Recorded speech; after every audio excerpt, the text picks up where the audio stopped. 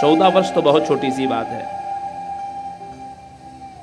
ये बात देवव्रत कह रहे हैं।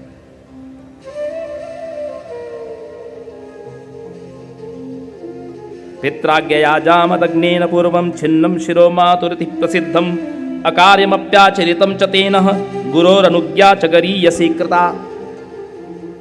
जमदग्नि नंदन परशुराम जी ने पिता की आज्ञा का पालन करते हुए अपनी माता रेणुका का फरसे से सिर काट दिया, क्योंकि रेणुका त्रावसु गंधर्व को देखते हुए मग्न हो गई। जमदग्नि के लिए संध्योपासन के लिए जल लेने के लिए गई थी और गंधर्व की क्रीड़ा देखने में मग्न हो गई। जमदग्नि को जब योग बल से बात का ज्ञान हुआ तो उनको बड़ा रोष हुआ। अपने समस्त पुत्रों से कहा इस पापिनी का वध करो, लेकिन कोई पुत्र अपनी मां का वध नहीं कर सका। लेकिन पिता की आज्ञा मान करके परशुराम जी ने फरसे से अपनी मां का सिर काट दिया, अपने समस्त भाइयों का मस्तक काट दिया। प्रसन्न होकर जमदग्नि ने परशुराम से कहा कि पुत्र, तुमने मेरी आज्ञा का पालन किया है, मैं प्रसन्न हूं, वर मांगो। तो परशुराम जी ने कहा कि हे पिताश्री, यदि आप मुझ पर प्रसन्न हैं तो मेरी माता और मेरे समस्त भाइयों को आप जीवित कर दीजिए। और परशुराम जी के कहने पर जमदग्नि ने प्रसन्न होकर के रेणुका देवी और समस्त भाइयों को, उनके पुत्रों को जीवित कर दिया। इसलिए पिता की आज्ञा से ऊपर और कुछ नहीं है। जीवतो वाक्यकरणार्थया हे भूरि भोजनात् गयायाम पिंडदाना च त्रिभिः पुत्रस्य पुत्रताः। 3 यदि गुण आपके जीवन में है तो आप पुत्र कहलाने के अधिकारी हैं, अन्यथा आप पुत्र कहलाने के अधिकारी नहीं हैं। पहली बात, जीवतो वाक्यकरणात्, जीते जी माता पिता की आज्ञा का पालन करे। कठोपनिषद की कथा कहती है, उद्दालक ने अपने पुत्र नचिकेता को कहा, गुस्से में कह दिया कि तेरे को यमराज को दे दूंगा। और नचिकेता उस क्रोध में कही हुई बात को भी अंगीकार करते हुए यमपुरी पहुंच गए। 3 दिन तक धर्मराज के द्वार पर खड़े रहे। धर्मराज 3 दिन के बाद स्वयं आए और पूछा नचिकेता से कि तुम बिना कालावधि के तुम यमपुरी कैसे पहुंचे? उन्होंने कहा कि मेरे पिता की आज्ञा है कि तुमको यमराज को देने वाला हूं।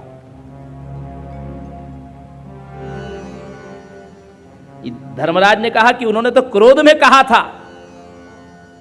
क्रोध में इसलिए कहा था कि उद्दालक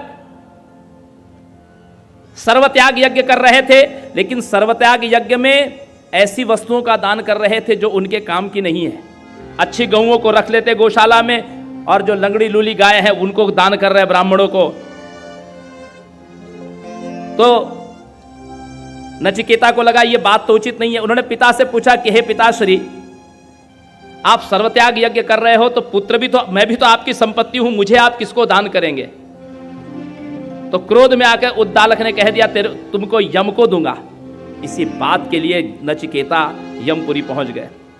धर्मराज ने कहा पुत्र लौट जाओ,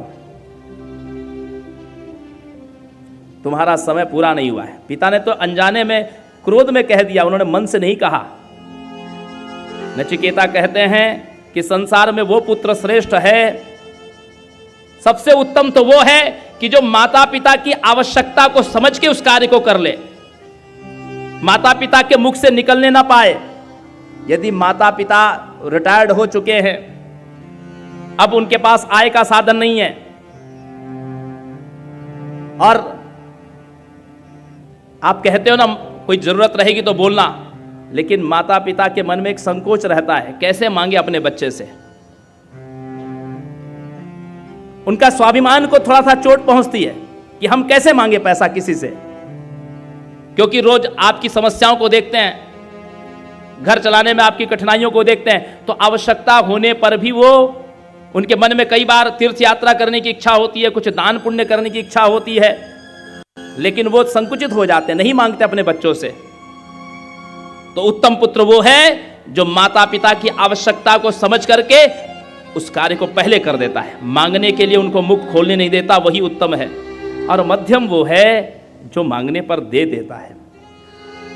लेकिन अधम वो पुत्र है जो माता पिता के मांगने पर भी उनको उनकी आवश्यकताओं की पूर्ति नहीं करता। वो तो केवल अपनी मां को प्रसव की पीड़ा देने के लिए ही जन्म लिया है। ऐसा पुत्र अधम है।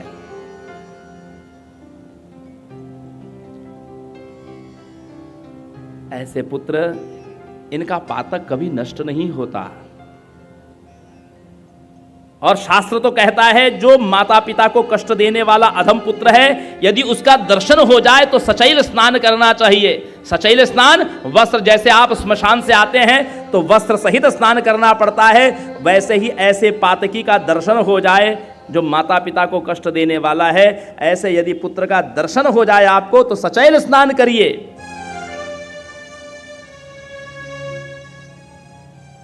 एक व्यक्ति ने अपने माता पिता को वृद्धाश्रम भेज रखा था।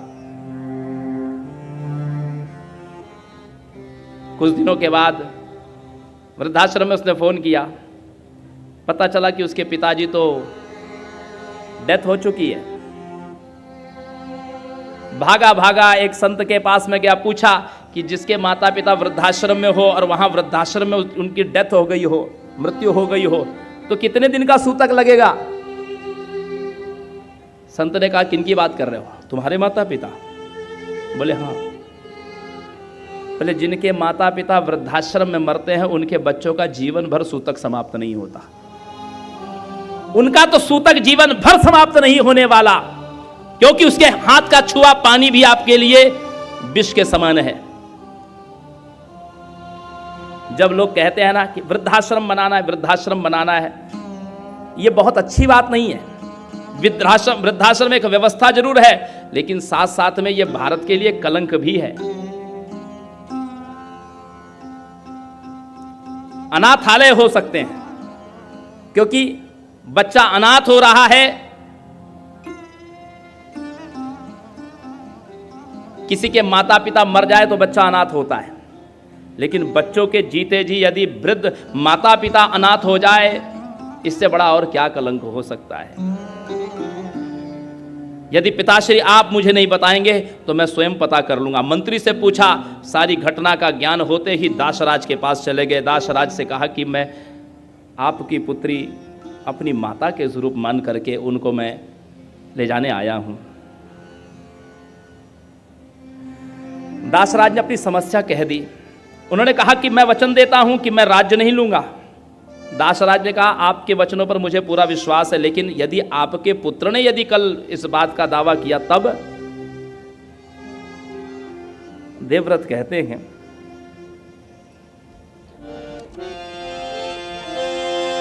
कि प्रतिज्ञा में श्रुता माता पितृर्थेया मया कृता ना हम राज्यम करिष्यामि न च दारा संग्रह। मैं ये वचन देता हूं कि न तो मैं राज्य लूंगा और ना ही विवाह करूंगा। न च दारा संग्रह मया भीष्मं व्रतम कृतम, मैं ये भीष्म प्रतिज्ञा करता हूं।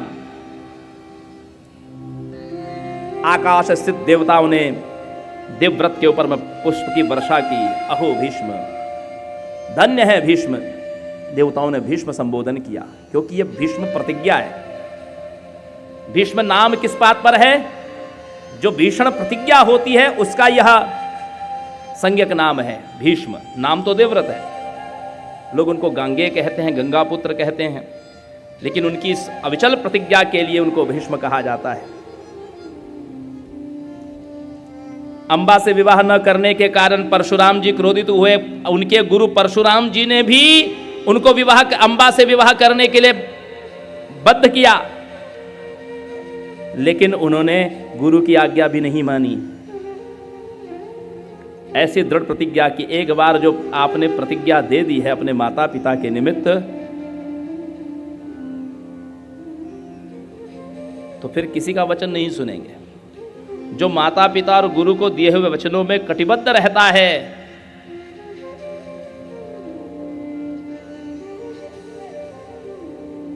वही श्रेष्ठ और उत्तम पुरुष है।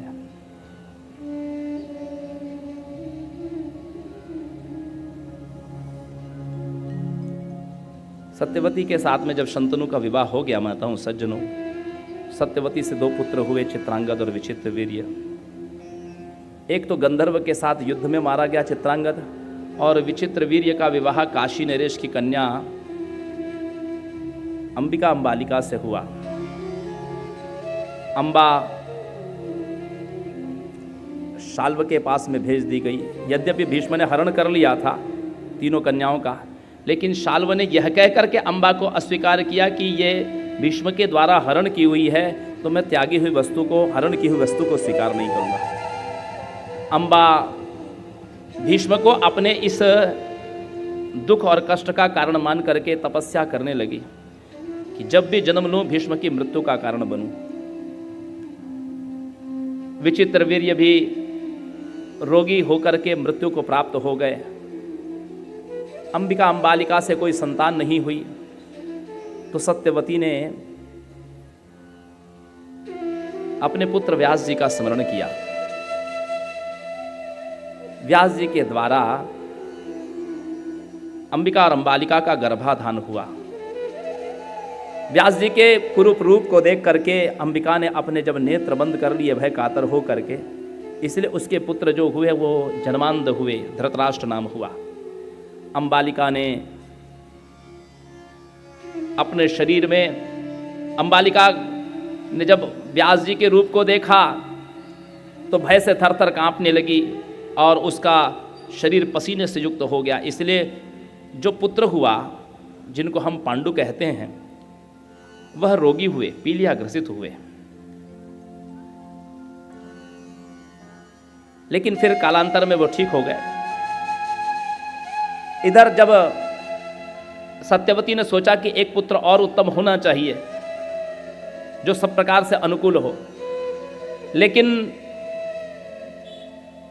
इन दोनों राजकुमारियों ने, दोनों रानियों ने, अंबिका अंबालिका ने महाराज विचित्रवीर्य की एक दासी थी, उसको व्यास जी के पास में भेज दिया। स्वयं न जाते हुए उसको व्यास जी के सेवा में भेज दिया। व्यास जी उसकी सेवाचर्या से प्रसन्न होकर के उसको विद्वान पुत्र प्रदान किया, जिनको हम महात्मा विदुर कहते हैं। पांडु के 2 विवाह हुए, कुंती और माद्री के साथ।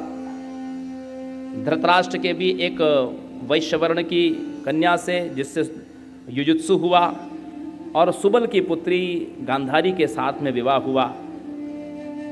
ये गांधारी शिवभक्तिनी थी, इसने एक मांसपिंड को जन्म दिया था। तो वेदव्यास जी से पूछा, वेदव्यास जी ने कहा कि इसके 100 टुकड़े करवा करके घी से भरे हुए कुंभ में रखो और समय समय पर मुहूर्त में इनको खोला जाए। प्रत्येक घट में से एक एक पुत्र हुआ। ऐसे गांधारी 100 पुत्रों की माता कहलाई, जिसमें ज्येष्ठ हैं दुर्योधन। उसी प्रकार गांधारी की एक कन्या भी है जिसका नाम है दुश्शला, जो सिंधु नरेश जयद्रथ को ब्याही गई थी। कुंती ने दुर्वासा से अमोघ मंत्र प्राप्त करके